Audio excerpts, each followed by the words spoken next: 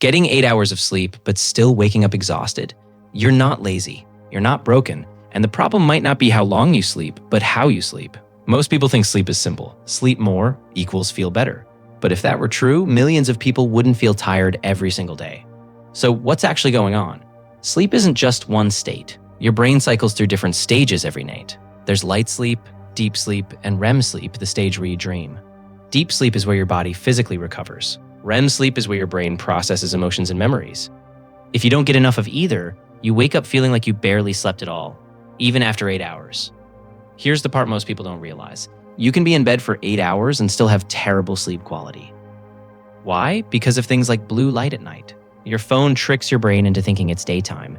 That delays melatonin, the hormone that helps you fall asleep. Irregular sleep schedules, like going to bed at 11 one night and 2 a.m. the next, confuse your internal clock. This is basically giving yourself jet lag every day. Stress also plays a big role. Even if you fall asleep, high cortisol levels keep your body in a semi-alert state. So your brain never fully switches off. There are also smaller habits quietly making things worse. Caffeine late in the day, even 6 to 8 hours before bed, can reduce deep sleep.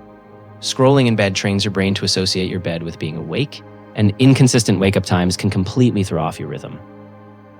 Individually, these don't seem like a big deal, but together, they wreck your sleep. The good news, you don't need to completely overhaul your life. Start with this. Go to bed and wake up at the same time every day, even on weekends. Avoid screens for 30 to 60 minutes before bed, limit caffeine after the early afternoon, and create a simple wind-down routine.